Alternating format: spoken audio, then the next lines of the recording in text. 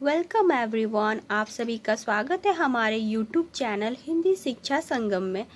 पिछले वीडियो में मैं आप लोगों को सेवा सदन का उद्देश्य और सुमन का चरित्र चित्रण बताई थी।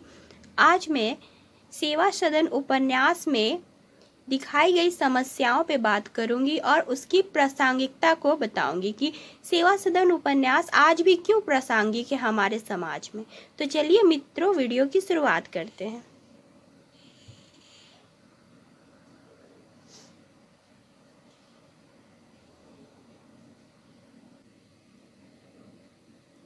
सेवा सदन उपन्यास की समस्याएं। सेवा सदन उपन्यास में दहेज की समस्या, अनमेल विवाह की समस्या, रिश्वतखोरी की समस्या, वेश्यावृत्ति की समस्या और सांप्रदायिक विद्वेष की समस्या दिखाई गई है। तो हम इन पॉइंटों को एक एक करके विस्तृत रूप में जानेंगे। तो चलिए मित्रों, सेवा सदन में उठाई गई समस्या को जानते हैं। प्रेमचंद के उपन्यास समस्या प्रधान या समस्या मूलक है। किसी एक निर्देश को समस्या के केंद्र में रखकर वे अन्यायन समस्याओं का बखूबी से वर्णन करते हैं। सेवा सदन उनका एक महत्वपूर्ण उपन्यास है जिसकी मूल समस्या डॉक्टर रामविलास शर्मा के विचारों से नारी समाज की मुक्ति है। स्त्री जीवन से संबंधित समस्याओं जैसे दहेज, अशिक्षित नारी की आर्थिक अधिकारों की असमानता, अनमेल विवाह, वेश्यावृत्ति के साथ प्रेमचंद ने प्रस्तुत उपन्यास में धार्मिक और आर्थिक शोषण की समस्या की ओर भी सामान्य पाठक का ध्यान आकृष्ट किया है। तो पहला पॉइंट है दहेज की समस्या। दहेज की समस्या देखा जाए तो समाज में आज भी एक ज्वलंत समस्या है। इसे समाज का सबसे बड़ा अभिशाप कहा जाता है। इसकी समस्या के कारण न जाने कितनी युवतियों का जीवन नरक बन गया है। प्रेमचंद कालजयी रचनाकार है। आज से लगभग 104 वर्ष पूर्व लिखा गया सेवा सदन उपन्यास आज भी प्रासंगिकता लिए हुए है। धन के असमान वितरण, प्रदर्शन प्रियता, समाज प्रतिष्ठा और योग्य वर्ग की तलाश ने इस समस्या को और भी विकट कर दिया है। सुमन की विवाह के लिए दरोगा कृष्णचंद रिश्वत लेते हैं और विभिन्न कठिनाइयों का सामना करते हैं। उन्हें अभिभावकों के यह तर्क सुनने को मिलते हैं, महाशय, मैं स्वयं इस कुप्रथा का जानी दुश्मन हूँ, पर क्या करूँ? गंगाजली के बार बार समझाने पर भी कृष्णचंद यही सोचते हैं कि सुमन के विवाह तक यह समस्या समाप्त हो जाएगी, लेकिन ऐसा होता नहीं है। सुमन इस कुप्रथा के कारण दर दर की ठोकरें खाती है। दूसरा है अनमेल विवाह की समस्या। प्रेमचंद ने नारी की अशिक्षा और दहेज की कुप्रथा को अनमेल विवाह का कारण बताया है। कृष्णचंद के जेल जाने पर उसका परिवार परवश हो जाता है और लाचार होकर सुमन का विवाह एक अभावग्रस्त अधेड़ उम्र के व्यक्ति से कर दी जाती है। दोनों में उम्र के साथ साथ मानसिक रिक्तता उसके वैवाहिक जीवन में विष का काम करती है। दूसरा है रिश्वतखोरी। प्रेमचंद ने समाज में प्रचलित रिश्वतखोरी को भयंकर रूप में दिखाया है। दरोगा कृष्णचंद रिश्वत के विरोधी हैं। उनकी दृष्टि में यह असामाजिक कार्य है, किंतु सुमन के विवाह में दहेज देने के लिए रामदास से 3000 रुपए रिश्वत लेते हैं। अपने अधीनस्थ कर्मचारियों को रिश्वत न देने के कारण जेल की सजा भुगतते हैं। प्रेमचंद रिश्वतखोरी को सामाजिक अपराध मानते हैं। इसके कारण न जाने कितने ईमानदार और कर्मठ कर्मचारी पदभ्रष्ट हो जाते हैं। चौथा है वेश्यावृत्ति की समस्या। सेवा सदन वैश्या समस्या पर केंद्रित उपन्यास है। प्रेमचंद ने इस समस्या के पृष्ठभूमि में उन सभी कारणों की तलाश की है जो इन समस्याओं को बढ़ावा देती है। सुमन समाज में नारी की अशिक्षा, दहेज प्रथा, रिश्वतखोरी के कारण ही वैश्या जीवन जीने को बाध्य होती है। समाज प्रतिष्ठा की आधारहीन तार्किकता उसे सुभद्रा के घर से निकालने को बाध्य करती है। सुमन हर जगह से तिरस्कृत होती है। परिणामतः उसे अपने को सुरक्षित करने का एक ही स्थान मिलता है, भोली बाई का कोठा। इस समस्या के कारण ही वह तरह तरह के कष्ट जीवन में झेलती है। 5वां है सांप्रदायिक विद्वेष की समस्या। सेवा सदन में हिंदू और मुसलमान दोनों वर्गों के पात्रों की चर्चा हुई है। मुंशी प्रेमचंद ने दोनों वर्गों के स्वार्थ का पर्दाफाश किया है। यह दर्शाते हैं कि नगर पालिका में जब वेश्याओं को नगर से दूर बसाने की बात आती है तो दोनों में विद्रोह उत्पन्न हो जाता है। कुछ इस प्रस्ताव का विरोध करते हैं तो कुछ समर्थन, किंतु जहां दोनों का स्वार्थ होता है दोनों एक हो जाते हैं। इस तरह संप्रदाय के आधार पर समाज सुधार का कार्य डगमगाने लगता है। इसी प्रकार प्रेमचंद ने प्रस्तुत उपन्यास में नारी शिक्षा के प्रश्न को प्रमुखता से उठाया है। प्रेमचंद दर्शाते हैं कि परिवार में यदि नारी शिक्षित नहीं है तो उसे अनेक समस्याओं का सामना करना होता है। वह स्वावलंबी न हो पाती है और विभिन्न प्रताड़ना का शिकार होती है। सुमन की शिक्षा पूर्ण न हो पाती, जिसके कारण विपरीत परिस्थितियों का शिकार होती है। निष्कर्षतः प्रेमचंद ने सेवा सदन उपन्यास में वैश्या समस्या की पृष्ठभूमि में दहेज की कुप्रथा, अनमेल विवाह, अशिक्षा, सांप्रदायिक द्वेष, रिश्वतखोरी, धार्मिक शोषण जैसे अनेक समस्याओं का विश्लेषण किया है। तो यह थी मित्रों सेवा सदन की समस्या। आगे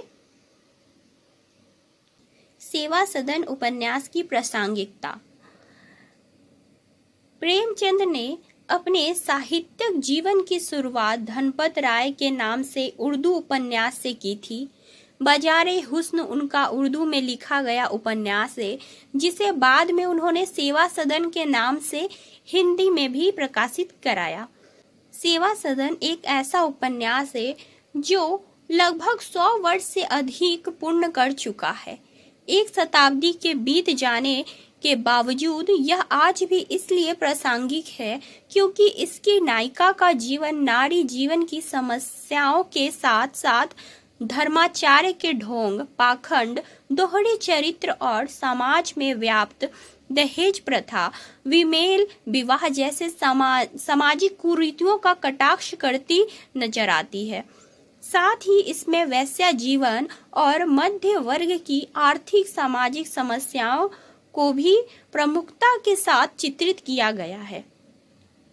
हालांकि यह एक आम जीवन की कहानी है जिसमें उपन्यास की नायिका सुमन के जीवन की अहम घटनाओं के अंतर्गत नारी की दयनीय स्थिति को दर्शाया गया है। यह कहानी है एक ईमानदार थानेदार कृष्णचंद की, जो अपनी कम आमदनी के बावजूद ईमानदारी से जीवन बसर कर रहा है। उसकी 2 बेटियां सुमन और शांता, जिसके विवाह के लिए कृष्णचंद दहेज देने के लिए धन जुटाने को विवश होता है और रिश्वत लेने का अपराध करता है, मगर जल्द ही उसका रिश्वत भेद खुल जाता है और उसे जेल हो जाती है।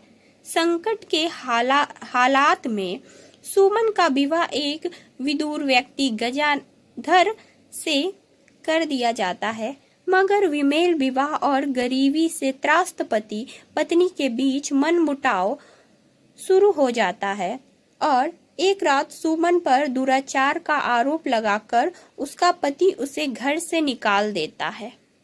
अकेलापन, अपमान, तिरस्कार और विवशता में सुमन अपने कस्बे की वेश्या भोली की शरण लेती है और आगे चलकर हालात ऐसे बनते हैं कि वह खुद वेश्या बन जाती है। उसका पिता सामाजिक प्रतिष्ठा धूमिल हो जाने के गम में आत्महत्या कर लेते हैं। प्रेमचंद ने जहां इसमें एक बेबस पिता और ईमानदार थानेदार की लाचारी को शब्द दिया है, वहीं सुमन के विधवा आश्रम में ठहरने और स्वयं का जीवन समाप्त कर लेने जैसी घटनाओं के जरिए स्त्री जीवन की लाचारी को भी बड़े मार्मिक अंदाज में चित्रित किया गया है।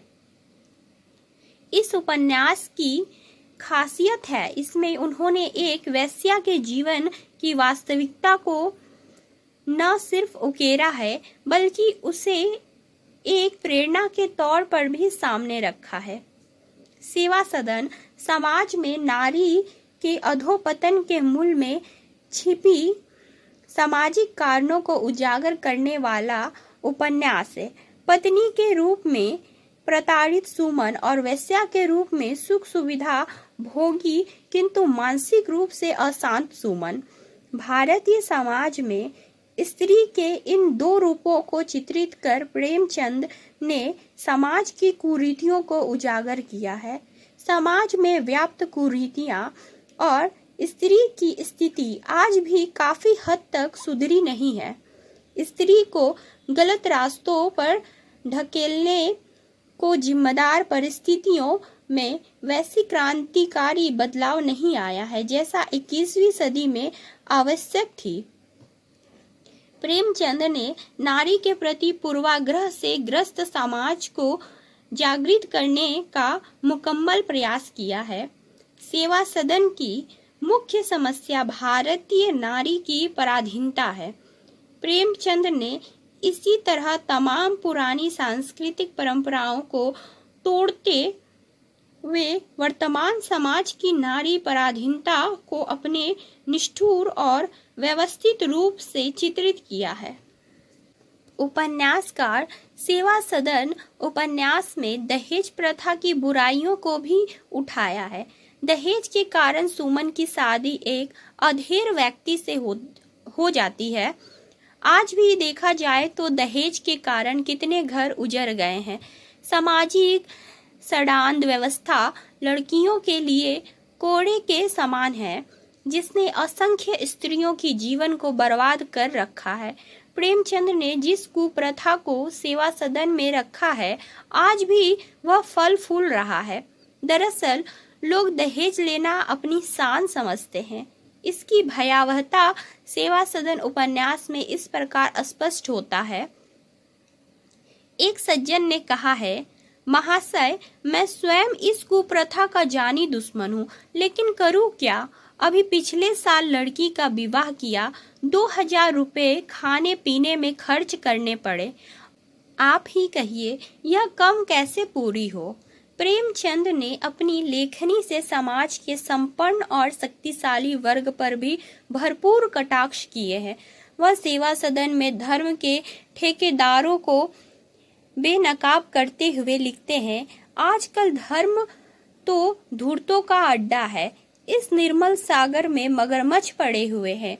भोले भाले भक्तों को निगल जाना उनका काम है। लंबी लंबी जटाएं, लंबे लंबे तिलक और लंबी लंबी दाढ़ियां तो महल लोगों को धोखा देने के लिए पाखंड है। प्रेमचंद का यह वक्तव्य एक शताब्दी के बाद आज भी प्रासंगिक है। इस उपन्यास की यह खासियत है कि वह इसके माध्यम से सिर्फ सामाजिक कुरीतियों और आडंबरों से ही रूबरू नहीं कराते हैं, बल्कि उनका समाधान भी प्रस्तुत करते हैं। इसलिए सेवा सदन भौतिक और आत्मिक दोनों सुखों की प्राप्ति से सुखी जीवन की अवधारणा को बल देने वाला लेखन के 100 वर्ष बाद भी प्रासंगिक उपन्यास है। तो यह थी मित्रों सेवा सदन उपन्यास की प्रासंगिकता और सेवा सदन में दिखाई गई समस्याएं।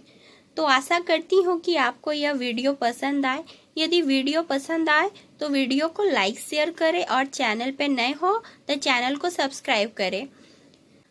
यदि आप लोगों को लगता है कि इसमें और भी कोई पॉइंट बन सकता है तो आप मुझे कमेंट करके बता सकते हैं या हमारे टेलीग्राम ग्रुप में जुड़ के वहाँ मैसेज करके बता सकते हैं। तो मिलते हैं अगले वीडियो में, तब तक के लिए धन्यवाद।